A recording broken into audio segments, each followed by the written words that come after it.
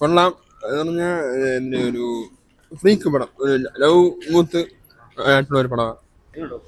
കൊള്ളാം, നല്ല അത്യാവശ്യം സ്കെയറിയാണ് പടം. അത്യാവശ്യം ഉണ്ട്, പേടിക്കാനുണ്ട്. നല്ല നല്ല പടമാണ്.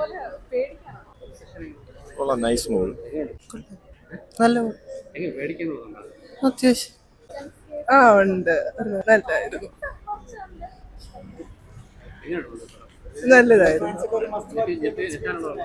ജംസ്കേഴ്സ് ഒക്കെ ഒരുപാടുണ്ട്. കുഴപ്പമില്ലായിരുന്നു, നല്ല മൂവിയായിരുന്നു. കുറച്ചൊരു സൈക്കോ മൂവിയാണ്. കണ്ടു, കൊള്ളായിരുന്നു. ഒരു വെറൈറ്റി എക്സ്പീരിയൻസ് ആയിരുന്നു. തിയേറ്റർ എക്സ്പീരിയൻസും കുഴപ്പമില്ല, കൊള്ളാം. ഇനി പ്രേമിക്കണോ എന്ന് നമ്മളൊന്ന് സത്യമായിട്ടും ചിന്തിക്കും.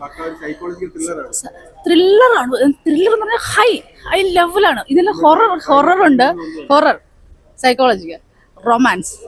ഇനി പ്രേമിക്കണോ എന്നുള്ളൊരു ക്വസ്റ്റ്യൻ മാർക്ക്.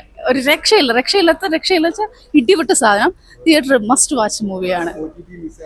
OTT-യിൽ നമ്മൾ കുറച്ച് ഇവിടെ കട്ടായിട്ടുള്ള കുറച്ച് കാര്യങ്ങൾ OTT-യിൽ കിട്ടും എന്ന് വിശ്വസിക്കും. കാരണം നമ്മൾ ഇന്ത്യയിലോട്ട് വന്നപ്പോൾ, ഈ സിനിമ ഇന്ത്യയിലോട്ട് വന്നപ്പോൾ ഒരുപാട് റെസ്ട്രിക്ഷനോട് കൂടിയാണ് വന്നത്. അതൊന്ന് റിലീസായിട്ട് നമുക്ക് OTT-യിലായിരിക്കും ചിലപ്പോൾ കുറച്ചും കൂടി നല്ല ഭംഗിയായിട്ട് സിനിമ കുറച്ചും കൂടി ആസ്വദിക്കാൻ പറ്റും.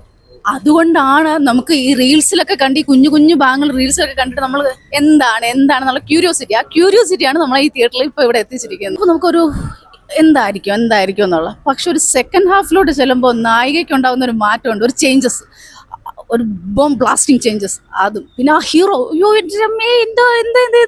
എങ്ങനെ നമ്മളിത് പുള്ളിയുടെ ഒരു അഭിനയം രക്ഷയില്ല കേട്ടോ. ഹാറ്റ്സ് ഓഫ് ഭയങ്കര സൂപ്പറായിട്ട് പുള്ളി ചെയ്തിട്ടുണ്ട്.